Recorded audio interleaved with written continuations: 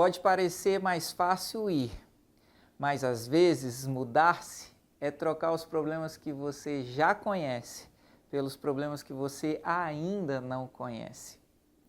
Oi gente, tudo bem? Meu nome é Evandro e seja bem-vindo a mais um episódio do Convergência Podcast. Hoje eu quero compartilhar com vocês uma história que está lá em Apocalipse, capítulo 3, do versículo 7 até o versículo 13. Trata-se de uma das cartas de Jesus às igrejas, especificamente aqui no caso, a igreja de Filadélfia. Filadélfia era uma cidade construída aos pés do Monte Tómulos ou Tomulos. E a palavra Filadélfia é interessante porque ela é formada pela justaposição de outras duas palavras gregas. Uma é philos, que significa amor, e a outra é adelphos, que significa irmão. Então, nesse caso, Filadélfia diz respeito ao amor entre irmãos. E ela recebe esse nome porque Eumenes havia conquistado a cidade e havia oferecido essa cidade ao seu irmão Átomos. Mas vamos comigo à leitura do texto e à medida que a gente for lendo esse texto, a gente vai trazendo algumas outras informações que são importantes para a gente compreender a mensagem que está aqui colocada. Ao anjo da igreja em Filadélfia, escreva. E aqui já tem algumas teorias, né? Se o anjo seria o pastor, se o anjo seria uma outra pessoa, a comunidade que ali estaria reunida. Enfim, tem algumas vertentes teológicas sobre esse respeito, mas eu não quero investir tempo nisso. Eis o que diz o santo e o verdadeiro, o que tem a chave de Davi, aquele que abre e ninguém fecha, que fecha e ninguém abre. Conheço as suas obras, eis que coloquei diante de você uma porta aberta que ninguém pode fechar. Sei que você tem pouca força, mas guardou a minha palavra e não negou o meu nome. Veja o que farei com aqueles que são sinagoga de Satanás, que se dizem judeus, mas não são, porque mentem. Eis o que farei vir e prostrar-se aos seus pés. Então saberão que eu o amei, visto que você guardou a minha palavra, a palavra da minha perseverança, eu também o guardarei da hora da provação que está por vir sobre todo o mundo, para pôr à prova os que habitam na terra. Venho em breve, apegue-se ao que você tem, para que ninguém tome a sua coroa.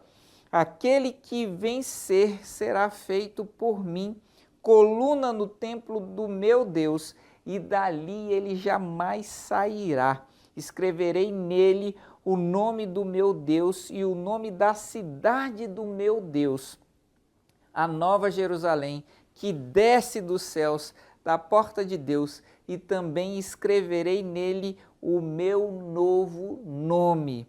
Quem tem ouvidos, ouça o que o Espírito diz às igrejas. Eu acho interessante essa carta por alguns motivos e eu quero compartilhar poucos deles com você aqui por conta do nosso tempo. Mas a primeira coisa que me chama a atenção é que não tem reprovação para essa igreja. Todas as outras igrejas recebem algum tipo de reprovação, mas essa igreja não tem nenhum tipo de reprimenda da parte de Jesus. E justamente aqueles que são chamados de fracos. Percebeu isso? Percebeu esse detalhe na leitura do texto? Eu sei que você tem pouca força, é o que Jesus está dizendo para essa igreja, mas é exatamente o fraco que não recebe nenhuma reprimenda da parte de Jesus. A gente vai ver um pouco mais disso adiante. A cidade, como eu estava te dizendo, ela ficava aos pés do Monte Tómulos. Isso é interessante perceber para nós. Por quê? Porque sucessivos terremotos sobrevieram a essa cidade justamente por conta da sua posição geográfica. Isso fez com que aquele povo precisasse desenvolver um estilo de vida limítrofe, um estilo de vida de total dependência. Porque imagina você como viver aos pés de um lugar que frequentemente era sacudido nas suas estruturas por conta de abalos sísmicos. A gente, enquanto ser humano, se adapta a quase tudo, não é verdade? Não faz o menor sentido isso, e para o bem e para o mal, né? Às vezes a gente se adapta a coisas boas e assim a gente se adapta rapidamente, mas às vezes a gente se adapta para aquelas coisas que não são necessariamente tão legais assim, mas há uma diferença, e isso eu quero que você preste bastante atenção.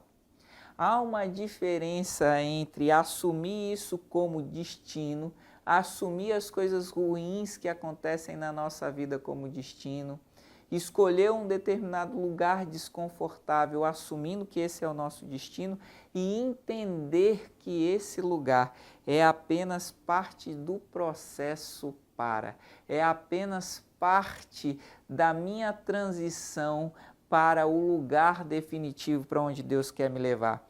Deus nos coloca no deserto, meu irmão e minha irmã, para que a gente entenda que a gente depende dele, que tudo aquilo que a gente precisa para a nossa existência vem dele, água, alimento, proteção, direção, mas há uma terra prometida, preparada para nós. Há um lugar, um descanso de Deus, um destino de Deus para nós. A gente precisa aprender a confiar nesse Deus da providência.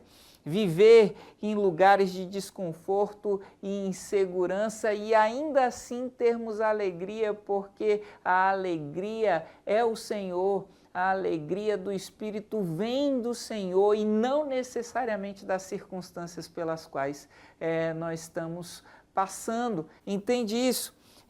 Como diz o ditado também, mar calmo não faz marinheiro bom. Às vezes a gente precisa mesmo receber umas sacudidas da vida para que a gente possa aprender a navegar em outros mares, em outros oceanos, em direção àquilo que Deus tem preparado para nós.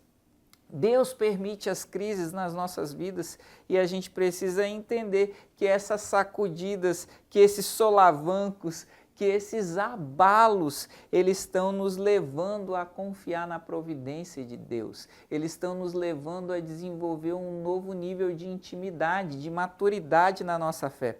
Às vezes, a provação na área financeira, aprovação na área física, emocional, profissional, espiritual, é Deus querendo nos salvar, é Deus querendo nos tirar de determinado lugar de comodismo que não vai nos fazer alcançar o nosso propósito, que não vai fazer com que a gente alcance o nosso destino e nos levar para lugares mais altos.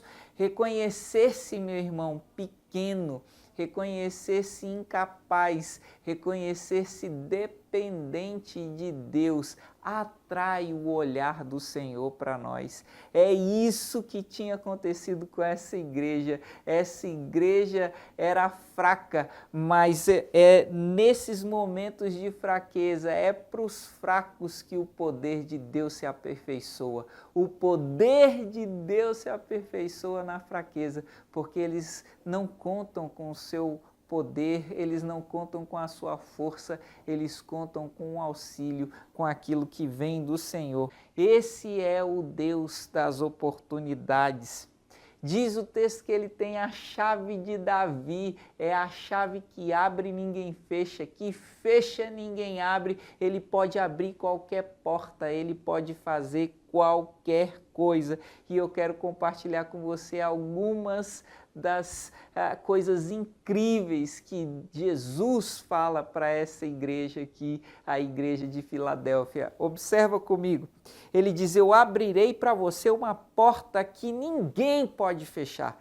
Você tem pouca força, mas você vai entrar por essa porta. Você não é a pessoa que vai abrir essa porta, a sua tarefa é simplesmente me obedecer, a sua tarefa é simplesmente perseverar. Entende? Aquilo que a igreja de Filadélfia ia viver não tinha a ver com as suas possibilidades, não tinha a ver com as suas habilidades, não tinha a ver com o network dela. Tinha a ver com Jesus ter definido, tinha a ver com um momento novo que Jesus estava trazendo sobre aquela comunidade. Justamente porque eles eram fracos, Jesus abre portas, escancara oportunidades, porque a confiança deles estava em Jesus e não no seu próprio poderio. Alguns confiam em carros, outros em cavalos, nós, porém, nos gloriaremos no Senhor. Essa era a força da igreja. Outra coisa que é muito interessante aqui é que a porta estava adiante deles. A porta não estava atrás. Às vezes a gente fica olhando e se lamentando pelas coisas que aconteceram com a gente no decorrer da caminhada, com os solavancos que a vida nos deu, com os abalos sísmicos do nosso chão, mas o que Jesus fala para aquela igreja é: pare de olhar para trás, porque a porta está adiante, a porta não está atrás. Ficar remoendo o passado, ficar remoendo memórias antigas não vai fazer com que você alcance o destino que eu tenho para vocês, porque a porta está adiante. Não é hora de desistir, não é hora de retroceder, não é hora de esmurecer, é hora de continuar um passo de cada vez, mais constante em direção àquilo que Deus quer fazer. A gente não confia nas grandezas humanas, a gente não confia nas possibilidades humanas, nós confiamos naquilo que Deus é capaz de fazer. Existem riquezas, meus irmãos, que só vão ser reveladas àqueles que ficarem, aqueles que forem capazes de continuar dia após dia, ainda que a situação seja difícil. É mais fácil, às vezes, de fato, ir. Pode parecer mais fácil abandonar determinada situação, determinado momento que a gente esteja vivendo no nosso casamento, na nossa vida profissional, com os nossos filhos, ou num curso que a gente está fazendo na academia, um MBA, mas tem coisas que só vão ser reveladas para aquele que ficar, porque mudar, às vezes, é trocar os problemas que você já conhece pelos problemas que você não conhece, e às vezes os problemas que você não conhece são piores do que os problemas que você já conhece e que você já desenvolveu uma forma de lidar com eles, entende? Os problemas na vida são comuns, os problemas na vida vão acontecer mesmo, as aflições deste século, eles vão ocorrer, eles vão incidir sobre nós, mas o que Jesus está falando aqui é: continue firme, um passinho de cada vez, adiante, a porta está aberta, está colocada diante de vocês e vocês vão entrar por ela, porque eu já te dei a oportunidade. O sobrenatural é permanecer, é ficar e ver Deus fazer aquilo que só Ele pode fazer nas nossas vidas. O sobrenatural é ficar e ver Deus mudar uma realidade que a gente conhece e que a gente considerava imutável e que a gente considerava irrevogável. Isso é sobrenatural. Terceira coisa que eu quero compartilhar com você é que ele diz: eu vou obrigá-los a reconhecer que eu o amei. Eu vou obrigá-los a perceberem que eu o amei. Antigamente, quando um povo era conquistado, esse povo precisava receber o seu conquistador de joelhos. Ele se dobrava literalmente para reconhecer que havia sido dominado por um outro povo que estava chegando. E aqui o que Jesus está falando para a igreja de Filadélfia é: permaneça, a porta está aberta e eu vou obrigar os seus inimigos a reconhecerem que eu te amei, que você é meu amado. Eles vão ver o meu favor sobre a sua vida e não vão ter como questionar que foi eu que te dei aquilo que você está vivendo. Em quarto lugar, apegue-se ao que você tem, para que ninguém roube a sua coroa.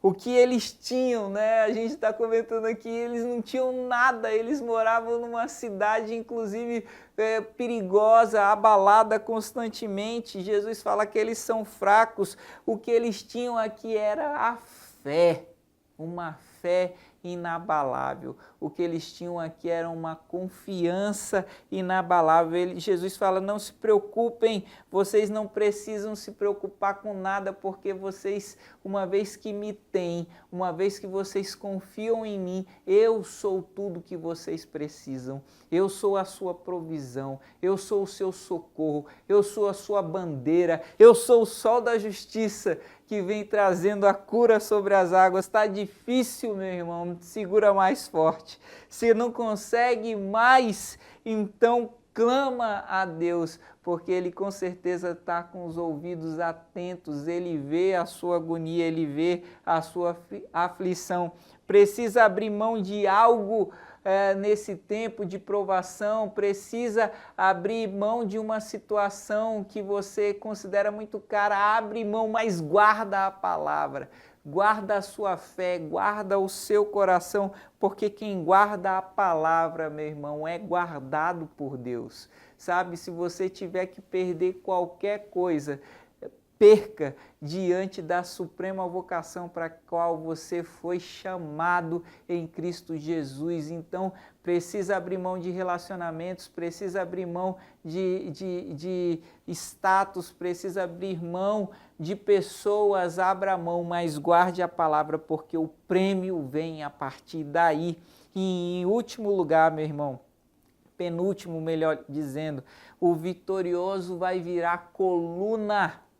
O vitorioso vai virar coluna no templo do meu Deus. Quer dizer, o que ele está falando aqui, olha, você vai virar um pilar, vai ser um fundamento no templo, no lugar mais estável da terra. Olha como é interessante isso. Jesus está falando para um povo que conhecia bem o que era ser abalado pelas situações da vida, ser literalmente abalado pela terra, e ele está falando, olha, aquele que permanecer até o fim vai ser colocado num lugar eterno como pilar no templo de Deus, que não sofre com os abalos da terra, que não sofre com aquilo que chacoalha o mundo, porque esse lugar é a habitação do Todo-Poderoso. Entende como isso era rico para aquele povo e como isso é rico para você?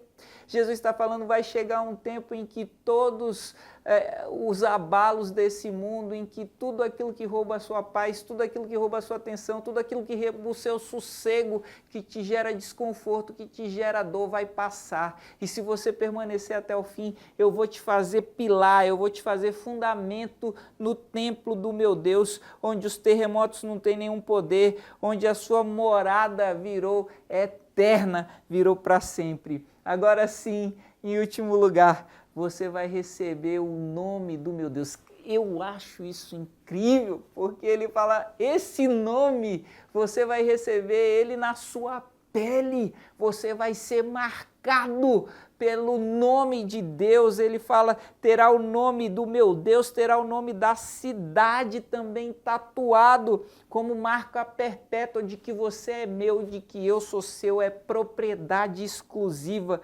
consagrado, separado para o Senhor. Mas é também absorvido, é tomado, sabe, as marcas das humilhações, as marcas do passado, as marcas da dor que você viveu vão ser substituídas pelo nome de Deus, pelo nome da sua cidade santa que vai ser colocado em nós. Quem ousará mexer com você, meu irmão, quando isso acontecer? Porque é mexer com o próprio Deus, é se voltar contra o poderio daquele que governa o mundo. É Deus quem te justifica, então quem vai ousar qualquer tipo de acusação? Percebe, meu irmão, Deus está trazendo sobre a sua vida um novo tempo, um novo destino. Ele foi sonhado antes da fundação do mundo. A situação pela qual você passa hoje não tem o objetivo de te destruir, mas te sacudir para que você se entenda fraco, dependa do Senhor, renda-se a Ele. E Ele já tem para você um novo momento. A provação tem o objetivo de te salvar. Parece às vezes de fato mais fácil abandonar tudo, chutar o pau da barraca e ir embora. Mas Deus tem o sobrenatural para aqueles que decidirem permanecer crendo nele. Ele é a nossa salvação. Que o Senhor te abençoe.